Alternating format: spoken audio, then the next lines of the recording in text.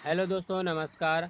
आज हम लोग क्लास 10 साइंस का चैप्टर 2 पार्ट 2 पढ़ने वाले हैं। पार्ट 1 इससे पहले अपलोड कर दिए हैं, जाकर आप डिस्क्रिप्शन में देख सकते हैं। चलिए आज पार्ट 2 क्लास 10 का चैप्टर 2 जिसका नाम है अम्ल, क्षार एवं लवण। चलिए आज क्वेश्चन उसके आगे बढ़ते हैं, देखते हैं। आज का पहला क्वेश्चन है, धोने का सोडा एवं बेकिंग सोडा के दो उपयोग बताएं। तो धोने के सोडा का उपयोग यहाँ पे लिखा गया है। नंबर 1, सोडियम कार्बोनेट का धोने का सोडा का नाम सोडियम कार्बोनेट का उपयोग कांच, साबुन एवं कागज़ उद्योग में होता है और इसका उपयोग बोरेक्स जैसे सोडियम यौगिक के उत्पादन में भी होता है। सोडियम कार्बोनेट का उपयोग घरों में साफ सफाई के लिए भी होता है। जल की अस्थायी कठोरता को हटाने के लिए भी इसका उपयोग होता है। आगे देखते हैं बेकिंग सोडा के उपयोग। बेकिंग सोडा का उपयोग खाने की चीज़ों में को मुलायम, स्पंजी एवं सख्त बनाने के लिए किया जाता है। बेकिंग सोडा के क्षारीय होने के कारण ये पेट में अम्ल की मात्रा की अधिकता को कम या उदासीन करके राहत पहुंचाने के लिए भी उपयोग किया जाता है। ये कभी कभी इसका उपयोग खाने की पोषकता से पकाने के लिए भी किया जाता है। इसका उपयोग सोडा अम्ल अग्निशामक में भी किया जाता है, यानी आग बुझाने में भी किया जाता है।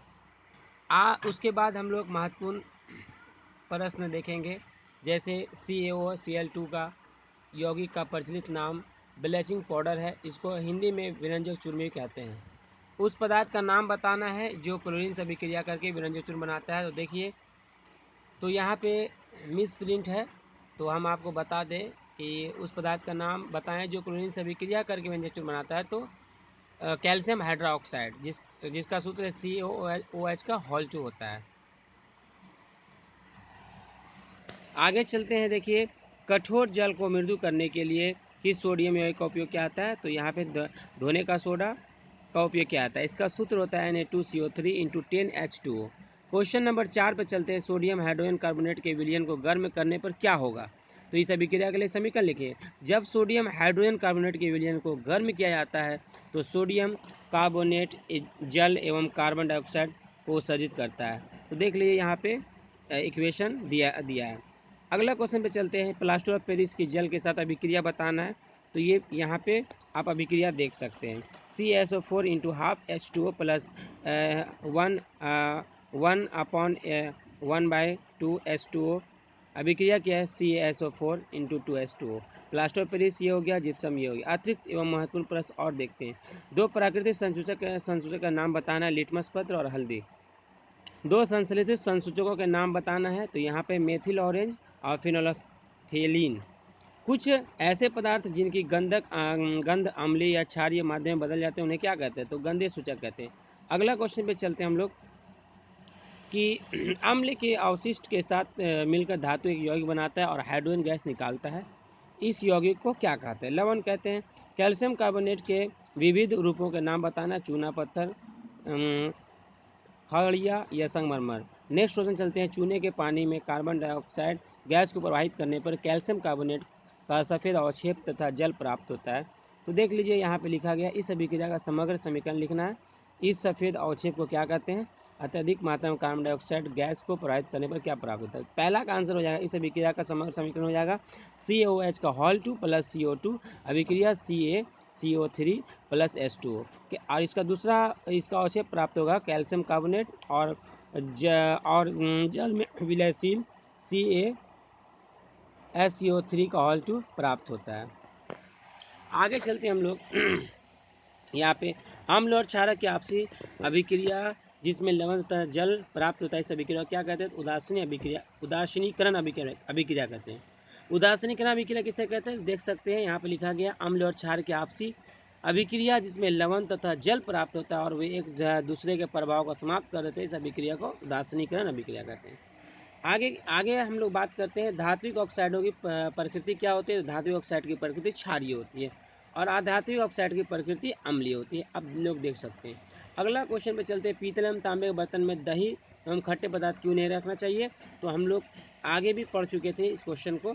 दही एवं खट्टे पदार्थ की प्रकृति अम्लीय होती है। इसमें उपस्थित अम्ल पीतल एवं तांबे से तुरंत अभिक्रिया करके बर्तन को नष्ट कर देते हैं और इसमें रखे पदार्थ खराब हो जाते हैं। नेक्स्ट क्वेश्चन पे चलते हैं हम लोग। इस गैस की उपस्थिति की जांच कैसे करोगे।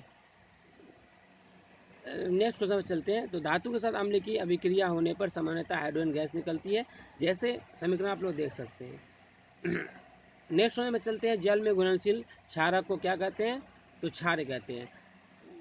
नेक्स्ट क्वेश्चन में चलते हैं। हमारे शरीर में दांतों का इनेमेल एक सबसे कठोर पदार्थ है। चॉकलेट तथा मिठाई खाने से ये कैसे हो जाता है। तो अगला तो क्वेश्चन पे चलते हैं हम लोग आंसर पे। मुंह में उपस्थित बैक्टीरिया भोजन के पश्चात मुंह में अपशिष्ट शर्करा तथा खाद्य पदार्थों का निम्नीकरण करके अम्ल उत्पन्न करते हैं। ये अम्ल मुंह के पीएच मान से कम हो जाता है, जिससे दांतों का क्षय होना शुरू हो जाता है। इसका रोकथाम के लिए हमें दांतों को साफ करना चाहिए। और इनेमल कैल्शियम फास्फेट का बना होता है और मुंह का पीएच मान 5.5 होता है। मांसपेशियों में क्रैम्प क्यों आता है। मांसपेशियों में लैक्टिक अम्ल की अधिकता के कारण हम लोग का क्रैम्प होते हैं। नेक्स्ट क्वेश्चन में चलते हैं। एक पदार्थ ए वाशिंग सोडा के सिरके से अभिक्रिया से प्राप्त होता है। पदार्थ ए क्या है, तो पदार्थ ए सोडियम एसीटेट है। इस पर अभिक्रिया का निम्नलिखित समीकरण है, आप लोग नीचे देख सकते हैं। नेक्स्ट क्वेश्चन में चलते हैं। किसी टूटी हुई हड्डियों को स्थिर रखने के लिए डॉक्टर श्वेत पाउडर की पानी में बनी पेस्ट का उपयोग करते हैं। तो इसका देखिए क्वेश्चन बहुत सारा पूछा गया है, तो आप लोग देख सकते हैं। इस पदार्थ का नाम बताना है और इसका रासायनिक सूत्र और इस पदार्थ का विशेष गुण बताना है और इस पदार्थ को आर्द्र रोधी बर्तन में क्यों रखना चाहिए। आप लोग देख सकते हैं यहाँ पे आंसर लिखा गया है। इस पदार्थ का नाम प्लास्टर ऑफ पेरिस होगा। इस पदार्थ का रासायनिक सूत्र CaSO4 इंटू हाफ H2 होगा, देख सकते हैं आप लोग। नेक्स्ट में चलते हैं हम लोग। चलते हैं तनुकरण किसे कहते हैं। जल में अम्ल या क्षारक मिलाने पर आयन की सांद्रता में प्रति इकाई आयन में कमी हो जाती है। इस अभिक्रिया को तनुकरण कहते हैं। दैनिक जीवन में पीएच का महत्व बताना है। आप लोग देख सकते हैं हमारे शरीर में 1 से लेकर और 7.8 पीएच परास के बीच कार्य करता है। इसके मिट्टी की पीएच की प्रकृति अम्लीय हो तो फसल के अनुकूल नहीं होती है। आप लोग देख रहे हैं हमारे उदर यानी पेट में हाइड्रोक्लोरिक अम्ल होता है, जो उदर को हानि पहुंचाए बिना पाचन में सहायता करता है। यदि मुंह का पीएच मान 5.5 से कम हो तो दांतों का क्षय हो जाता है। नेक्स्ट में चलते हैं। लोग शुष्क बुझा हुआ चूना CaOH का हॉल 2 पर क्लोरीन की क्रिया से विरंजक चूर्ण का निर्माण होता है। ठीक है, और इनका 3 उपयोग देख सकते हैं हम लोग। इनका विरंजक चूर्ण का उपयोग कहाँ कहाँ होता है। वस्त्र उद्योगों में सूती एवं लिनन विरंजक के लिए, कागज़ की फैक्ट्री में, लकड़ी के मज्जा एवं लॉन्ड्री साफ कपड़ों के लिए इसका उपयोग होता है, कपड़ों को साफ करने में।